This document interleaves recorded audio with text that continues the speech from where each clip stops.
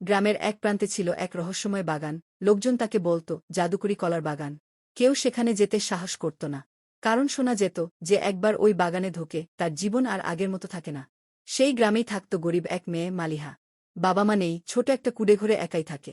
প্রতিদিন অন্যের বাড়িতে কাজ করে কোনোমতে পেট চালায়। একদিন ভীষণ ক্ষুধার্ত অবস্থায় মালিহা মাঠে কাজ করতে করতে দূরে সেই বাগানটা দেখতে পেল।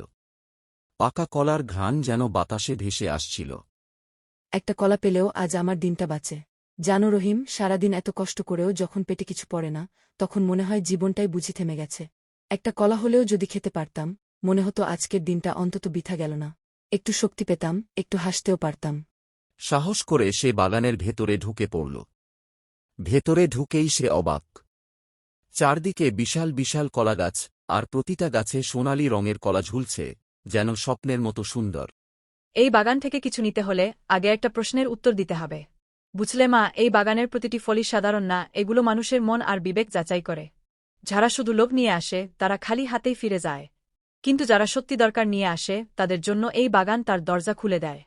তাই বলছি, তুমি যদি এখান থেকে কিছু নিতে চাও, আগে আমার প্রশ্নের সঠিক উত্তর দাও। তারপরেই তোমার ভাগ্য নির্ধারণ হবে। কি প্রশ্ন? তুমি যদি অনেক ধনী হয়ে যাও তাহলে কি করবে? আমি নিজের জন্য না, গ্রামের গরিব মানুষদের জন্য খাবার কিনব। কেউ যেন আমার মতো ক্ষুধার্ত না থাকে।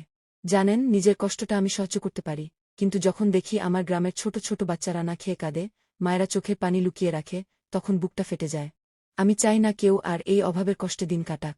যদি একটু সাহায্য করতে পারি, যদি তাদের মুখে একবেলা হাসি আর ভাত তুলে দিতে পারি, তাহলেই আমার জীবনটা সার্থক মনে হবে।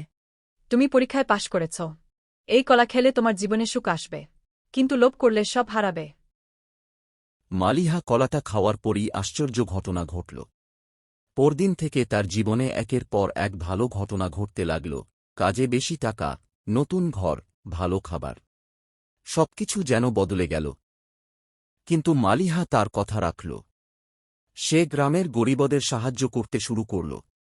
ধীরে ধীরে পুরো গ্রামই সুখে ভরে উঠল।